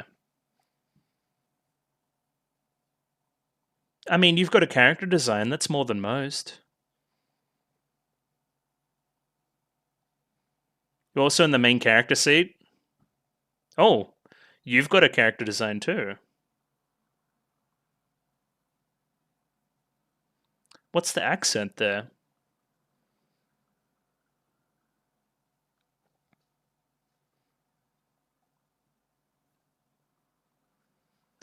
What do you do? Kotobuki Minami. Oh, yeah, okay. Hence the assets. Gotcha.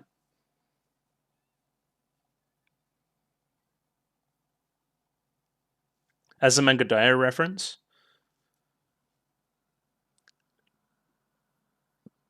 What? Why would you do that? Okay. Alright, you seem nice. He doesn't seem like the type to make friends, let's be real. Oh, he's cool.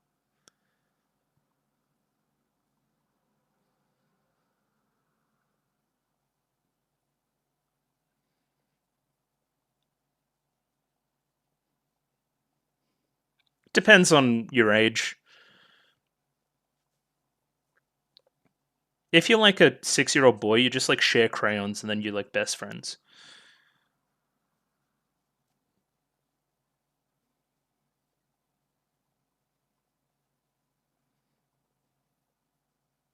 Well, you need it, so I don't know.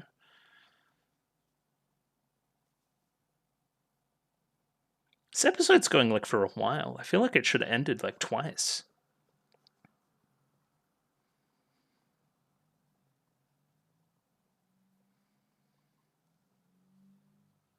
Okay, that's the same line you said before.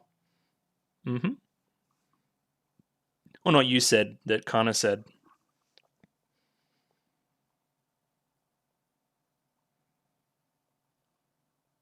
Okay.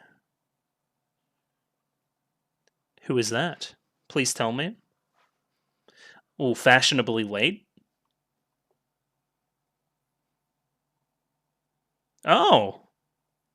Holy character design. She's a lizard person. Shiranui Frill.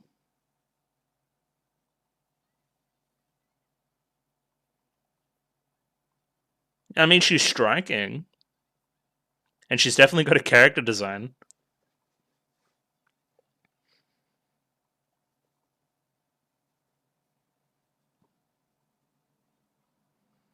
Okay. Your number one fave. Okay. Bit weird, but sure. Nice little smear on the hands there, too. Are we going to see her doing something sus? I'm just going to go up and talk to her.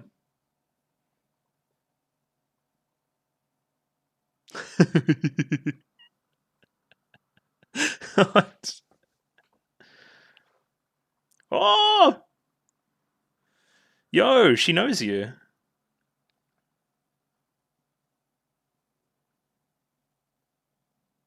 Oh, thank you. And now he's starstruck too. Oh my god.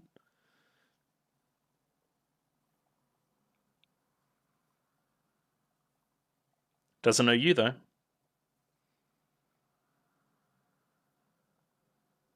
I'm an idol.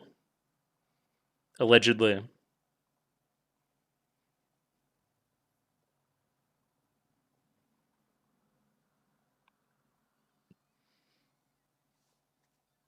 Okay, that's good. But yeah, I feel like we should start jumping into the idol stuff. Yeah, just getting condescended to by your fave. Among Us reference. I don't think they're that mean.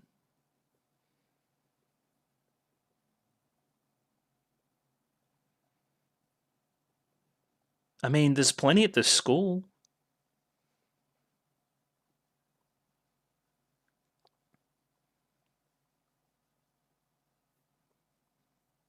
Yeah, she's not just gonna swap.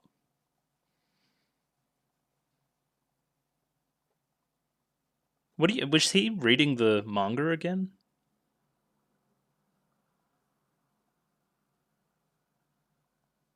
Oh, Okay, yeah, this was one of my questions. Is cute? Question mark. But also, like, I thought I saw her in the idol group being produced, and that episode was called Actor. Interesting. Yeah.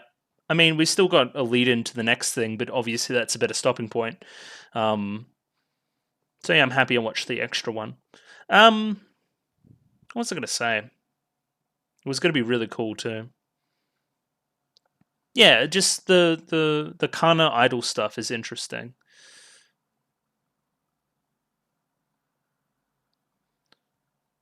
I don't know. Are we gonna fuse the stories? I guess because so much of her acting stuff and being an idol is acting, right? Because that's a whole lot of the I stuff from the first episode as well. When I say I love you to all these fans, right? Am I lying? Am I telling the truth? Then how about my own kids? Am I telling a lie? Am I telling the truth? You know, misconstruing those two things. So maybe we can get some of that perspective on it from her. Interesting. But then at the same time, we're still got like you're going to go into like a reality dating program? Question mark. And the other guy like immediately recognized that like he wanted information and then blackmailed him. Kind of interesting.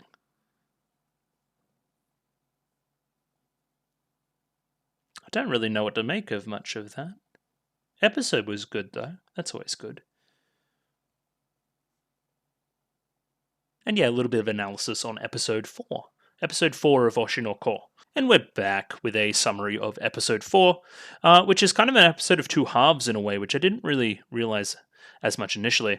Where the first half is really wrapping up kind of the end of that little acting thing with the sweet today. We're not calling it sweet today. Mild today, whatever we're calling it in this show. And then the second half of the episode obviously going into the high school stuff a little bit more and introducing some new characters that will be part of the cast. Seemingly one character that's very shy, despite being very pretty, and another character that is very shy, despite being very pretty. At least one's a little bit more nervous, shy, another one's a little bit more, I guess, like lack of emotion, that kind of vibe, in Frill, which is an interesting name as well. Either way, I should jump into the recap here now. Episode 4 starts off where we left off, where with kind of like really trying to get into that scene, act well. There's a little montage in the intro, kind of re-establishing things we learnt in episode 3. But a lot of the takes being ruined by Melt because he's just terrible, and his name is Melt, which is a terrible name. This is when Aqua enters and through using some unconventional methods is able to get everyone to act really well. So one, he's, outwardly acting very good, but he also tells old mate Melt some things behind his back or not on camera that force a better reaction out of him, getting him to act more naturally, considering he was the sticking point before. He also he does a very good job of being creepy, which was kind of his MO earlier in the series as well when he was a child. So makes sense to me at least. Either way, the scene comes together really well. There's some potential romantic implications between the two, so at least my radar isn't completely stupid, because I thought that this was already brewing from the previous episode as well. They did the really good thing where like a line in the performance, a line in the script mirrors something in real life, or whatever real life is for them anyway. Like, yeah, I thought it was very well done, and ultimately pretty subtle, like not having that line read, just reading it on the piece of paper. Very manga panel, but worked very well. IMO. So we then pan to the mangaka, who was kind of set up from the previous episode as well, continuing to watch the adaptation despite the negative reviews and it being kind of an awful adaptation of her work. However, upon seeing that final episode, that final scene, she tears up, really enjoys it. She's a true fan of her work. I think the implication is that she tried very, very hard on this work as well, and it's kind of her big break.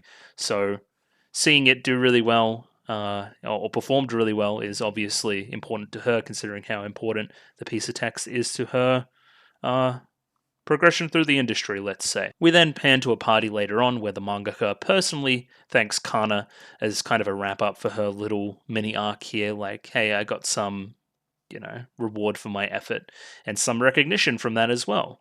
It's good. That is good. Aqua, however, also gets his lead on the eye investigation, despite the DNA not being a match between the two, meaning that this guy isn't his father. He obviously worked with Eye in the past. He implies some things in the dialogue that I want to read again, and that means that Aqua pushes hard for more information upon the condition that he goes in this dating reality show for this guy because he's hot apparently. That'll be interesting considering his disposition about a lot of things. Aqua's disposition, that being, so it should lead to some laughs anyway. We then flash forward to the entrance ceremony. Oh, I should say, actually, this will also be interesting with regards to the Kana stuff, right? So if he's doing this reality dating program, right, and Kana really likes him, that should lead to some conflict there as well, some comedic opportunities there for her to jump off of. I think they should do something like that. Either way, we then flash forward to the entrance ceremony for the new high school they'll be attending, and Kana's starting to fit into her class. That would be Ruby. Potentially, I've done that in the past as well. I'm bad with names. Either way, she becomes fast friends with pin-up model named Minami, whilst idolizing a girl named Frill, who we meet towards the latter portions of the episode. These two characters have character designs you would imagine they would impact the plot in some way. Interesting factoid is that I didn't see them in the opening. I at least hadn't noticed them in the opening, so maybe they're less important. I saw Devil Girl, with the fangs and that kind of thing, and also like somebody else with black hair that looks like they're troubled broadly. So I'm waiting to meet those characters. I'm very surprised we didn't meet them initially in this episode. Either way, in order to fit in at school, Ruby wants to start work as soon as possible on her idol group that she's established and needs some members. That's when Aqua suggests Kana for such a role, considering she's a freelancer and won't step on anybody else's toes. This makes a lot of sense. I did see a redhead in the center of the idol group in the opening, and I'm like, is that just Kana? And it seems like it may be, from the implications of the end of this episode, whatever they may be. So yeah, good episode again. I'm going to move on to having another look through it and shout out some stuff, maybe at a bit of a quicker pace, now that I've basically established all the themes and what they're trying to say in the previous episode. This is really just the conclusion to that, the natural conclusion to that. So we start the scene essentially where we left off in the last episode, still in this warehouse, getting ready to do this kind of ultimate scene. It's all very planned out, as Zach was saying here, right? There's the puddles on the floor that come back later. He's walking from a certain point out to do something, say his line, and then, move on. He throws a spanner in the works, and I guess the staff are good enough to just work around it. There's also the pathetic fallacy of the scene that I didn't really see a logical end toward. I thought there would be like some light breaking through the clouds or something. Maybe potentially we see it towards the end, but I missed it in the moment.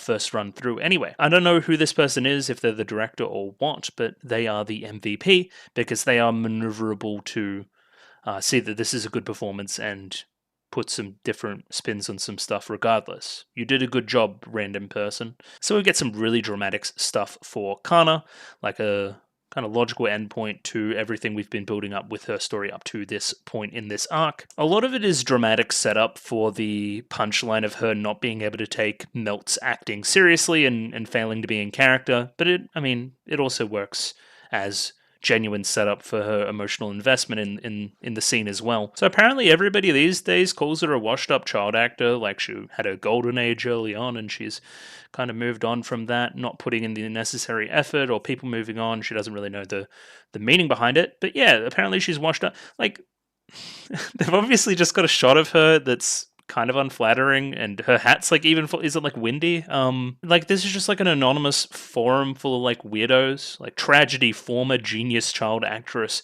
Ari Makana. How did this happen? That after pic is straight up bullying. Like she looks fine. It's not like she's like some kind of other child actor in real life situation. I don't know. You always say like Lindsay Lohan, but I feel like that's low hanging fruit. Like she's fine. I don't know where this is coming from. Like, I know people talk about peaking in high school, but peaking in elementary school would be kind of crazy as well. I don't know about that. Yeah, so in order to get that spotlight back, in order to gain that confidence back, she's trying very hard.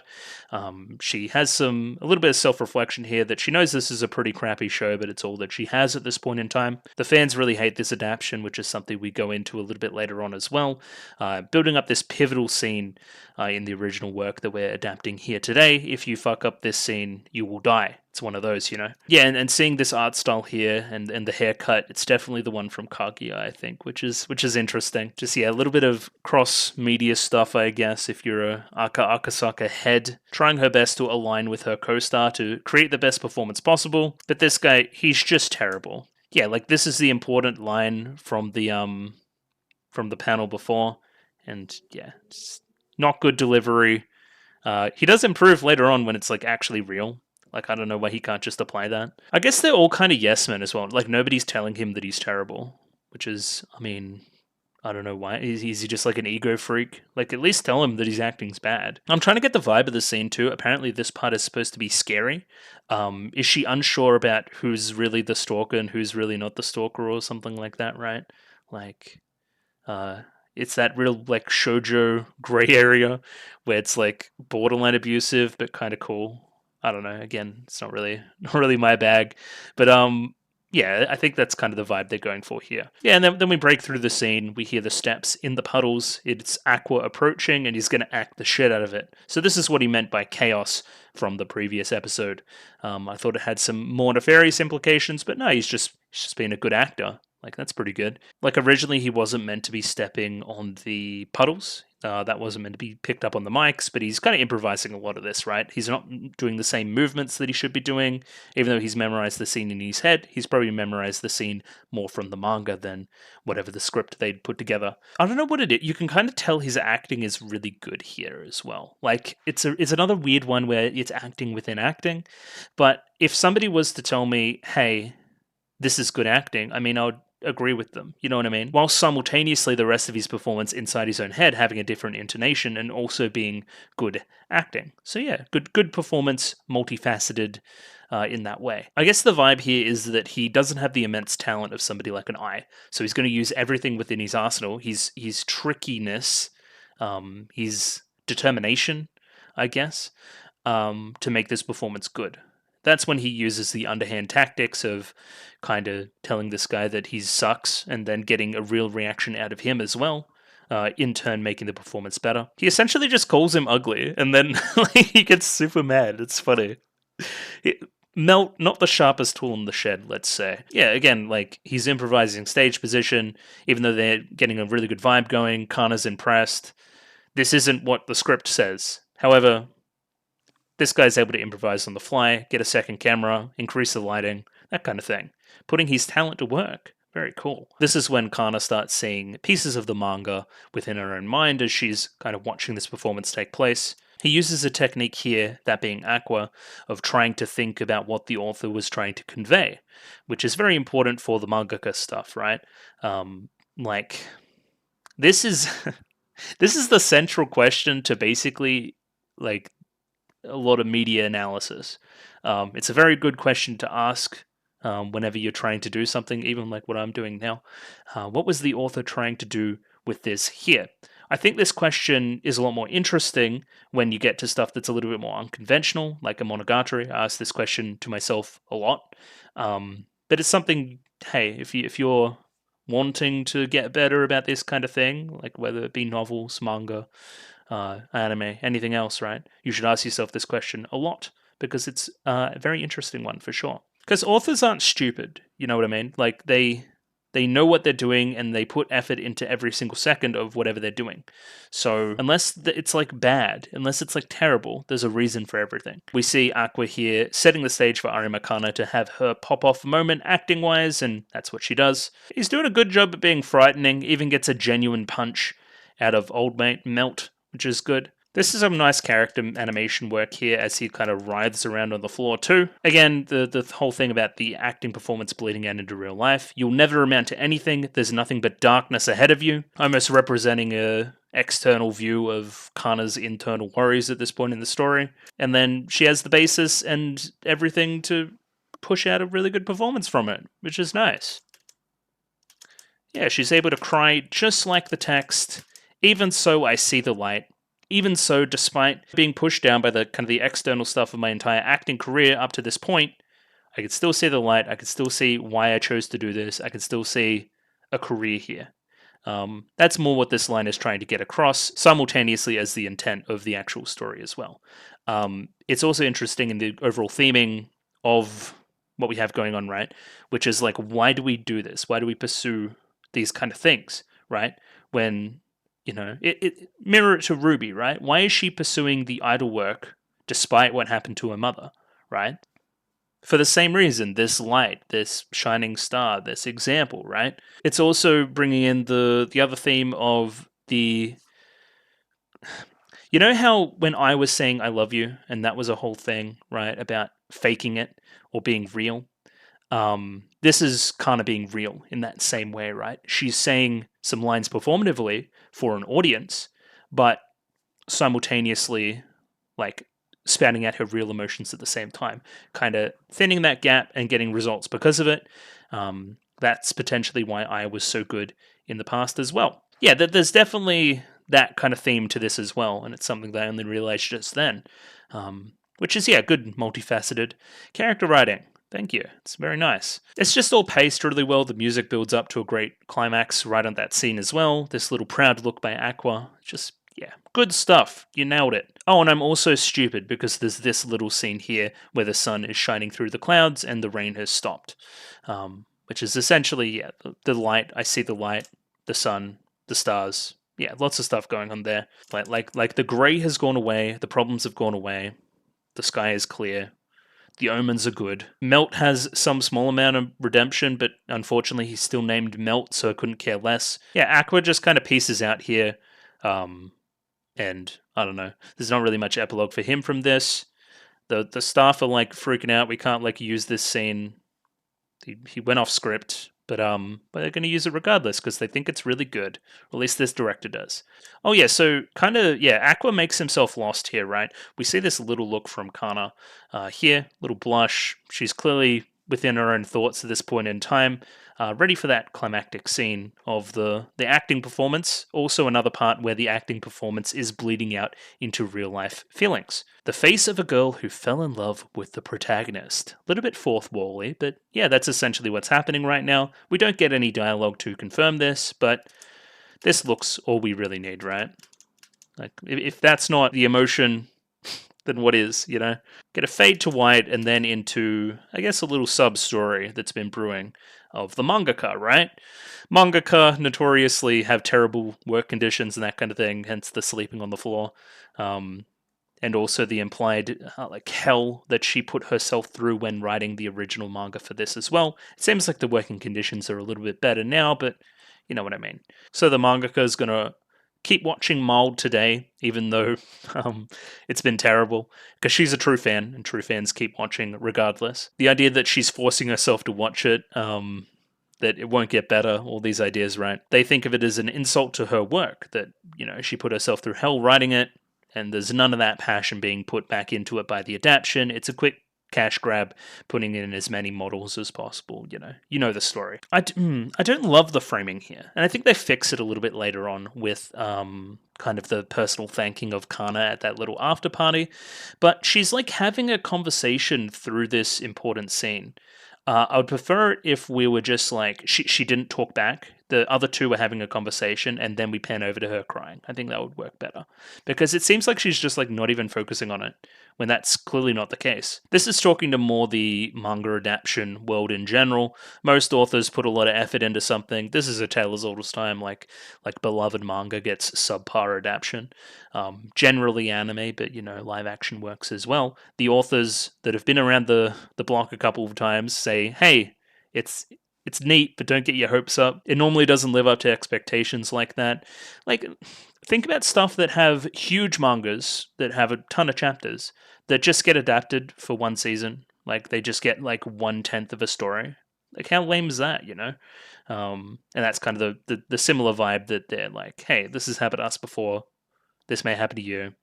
She didn't get her hopes up, but despite that, she found something really good in this last scene. If you want to get a little bit even more meta about it, Aka Akasaka is somebody who is, I guess, lucky enough to have two really good adaptations of his work. So Kaguya's adaptation has been talked about a ton, about being incredible, about changing a ton of things in a very cool way, becoming even its own thing in the way that it structures its jokes. And this I can't talk to as much because I haven't read the manga, but this at least seems very good. Broadly, I don't know if it's matching the tone of the text, but yeah, there's definitely that aspect to it as well. Having a show about poor adaptions and it being a very good adaptation is a good thing, but can swing the other way if the adaptation slips. Oh, okay, yeah, it's hard to tell because she isn't speaking that; she's thinking it.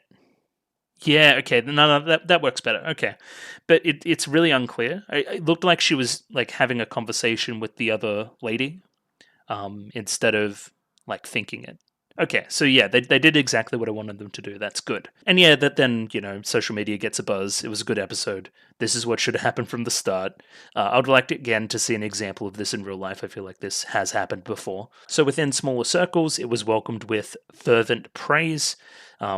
Even to the point where Frill, later on in the episode, praises Aqua directly for his work in it. So, I mean, some amount of people must have seen it, or she's just a super fan. I don't know. We get a little bit of a wrap up for this mini arc, I guess you would call it, here in the after party. Again, establishing the romantic feelings of Kana towards Aqua. Kind of the lead in here being that, hey, a lot of people worked on this, so us actors have to, keep our noses clean, no scandals or any of that. Speaking of which, do you have a girlfriend or anything? Smooth. Very smooth. Pretty natural conversation-wise to ask if somebody has a current partner. I like her little sound here when she hears the answer as well, which is no girlfriend. No girlfriend at all. Cute little face. Good stuff. We like Kana here. We're Kana fans. This is when Kana gets a little bit of a reward for her work, with the mangaka saying that her performance helped carry the show, and that she really liked that last scene, which is something that she's really proud of. And it's not all darkness all the time. Sometimes there is some light. After all, it also works in that Kana is a manga fan of the work, so it would make sense that she would be happy that the manga creator was happy with her work. Yeah, it's just nice to see determined characters get some good things happening to them. There's also, I'll talk about it later maybe, but the casual admittance at the end of the episode that Aqua finds Kana cute, and suggests her to be an idol. Maybe that'll be a motivating factor for her wanting to be an idol as well. So now we get into this part, Aqua meeting with Kagaragi, something like that. Kara something. He really cares about the profits. He's still not a good guy, but he does praise Aqua on his work on that final episode, which was the thing that pushed it over the edge. Even lying to his face here, saying that the whole thing was to showcase talent, such as himself, but yeah, that's not really the case at all. It was meant to showcase your talent in that you're models for your agency that you're involved in. So during this process, we get Aqua thinking back to the DNA test that he did with the cigarettes. No match. Despite that, he remembered that he was from Strawberry Productions. You really remind me of I. And then this allows Aqua to push further for more and more information. So this guy used to work in the fashion industry as an intermediary. On top of sending her work, or work her way, I also looked after her in various ways. I introduced her to quality clients, and I even told her about good places to meet up with guys without her agency knowing. And that particular part is important for the daddy stuff, which is very important for finding out the mystery. Aqua kind of fucks up here a little bit. He takes off his he focuses in too much on the target. He's like, yes, I am still like a crazy fan of I. even after the fact. I want to know who she dated. And yeah, he plays his hand too much, right? I don't mind telling you about this kind of thing, but you got to do something for me now. I think Aqua could have succeeded in this situation a little bit better if he played it a bit more sly. But either way, this will push the plot forward with a new reality dating show thing coming up for Aqua, which will be interesting, again, with the Kana implications, as well as, I mean, his... what's his demeanor? Skeptical? His skeptical demeanor will be interesting and pretty hilarious in that setting, I think. So then we jump into basically the end of the first episode, kind of filling in that gap of what has happened between kind of them applying for this high school and them actually getting into it. I think a lot of this plays it in the exact same way. They thank that photo. Look at that photo. Very cute. Wish she wasn't dead. That'd be good. So performing arts only has the one class at the new high school, with Aqua still in general, I believe. And this is where we see Kana start to take on this senpai role and introduce them around the school and all that kind of thing. She looks very determined. She's wearing the hat of the uniform. Very cute. I like it. Essentially, what she explains is this high school is like any other high school. It's not too hard. The curriculum's pretty flexible. The only difference is that he's an actor, she's like a streamer, she's a model, she's an idol, like a bunch of shit, right? Like, this is celebrity school. Which stinks of Kaguya-sama, right? Where Kaguya-sama's whole thing is that it's like the best and brightest students of that area are all gathered there. Really, really smart students, you know, as well as very, very rich students in that particular work. So again, old habits die hard. We're taking us to a at least relatively similar setting after a bunch of intro, basically. We seem to be translating Gravure model as pinup girl. I think I'll use pinup girl just because I'm more comfortable with it, which will be more relevant later when seeing Minami, I believe her name is. Yeah, welcome to the business of show business, show school thing, basically. Ruby opens the door to her classroom and sees a bunch of generic-looking characters that are supposed to be celebrities. Of course, they don't get actual character designs because they're background characters. You can see who's actually going to be a character by their character design. It's pretty classic stuff. Ruby at this point is feeling sheepish about her personal looks compared to everybody else, even though, again, she's got a character design, they don't. Then we see another character with a character design, and she's very pink. I like the pink eyes with the pink hair. Interesting. Yeah, I mean, she's a pin-up girl. She does that side of it, as you can see by the assets that she possesses. She's also got that Kansai accent as well, which is a little bit weird with her appearance, I think. Normally reserved for, like, it's like the Japanese equivalent of like your country bumpkin type operator. At least that's what it's normally translated as. But she's faking the accent too. I don't get this. So this is a way more like Japanese thing. Like, she's faking an accent from Osaka. And then we became fast friends with this lady, who's seemingly in like a different uniform. I don't know. No, it's like the same uniform. It's just you didn't have the blazer, I guess. We get into a part where Aqua is bad at making friends, which is funny. They use it to play off jokes. He makes up like a ton of like, you know, cool excuses to not have friends, but at the end of the day, he still doesn't have friends, and Ruby plays off that in a very smart way. Yeah, they're a pretty good brother-sister duo, I think, right? They know each other's buttons and push them pretty well, but ultimately care about each other a lot. I think this is something that will only increase as the show goes on longer. Yeah, like ignoring all the words that he just said. Hey, Minami, can you be friends with him too? Ruby here even repeating the line, considering Minami is nervous, that, you know, Kana said during her intro as well, right? Don't be nervous, everybody's here, it's just a school, it's not a film studio, you'll be alright. Speaking of being nervous, there may be one student that is worth being nervous around. There's one amazing student, one that everybody would know, essentially a celebrity in this universe. And she has a very striking character design. Shiranui Frill, I believe her name is. We just got to call her Frill, probably. She's got them like lizard eyes.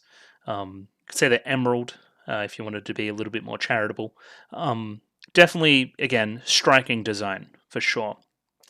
Again, immense focus on the eyes. Same with Minami with the pink eyes. We've got the green eyes here for you. Yeah, so she's like a triple threat. Sing, dance, act. Very pretty, very well known. Everybody's freaking out in class about having her in the same class as them. Apparently, she's Ruby's #1 fave. Despite everything, we're still fangirling over Ai, apparently. Even though new and I don't know, equal idols still exist in someone like a Frill. I don't know what her utility in the story will be yet, but I imagine it would be related broadly to some kind of eye thing about being a star.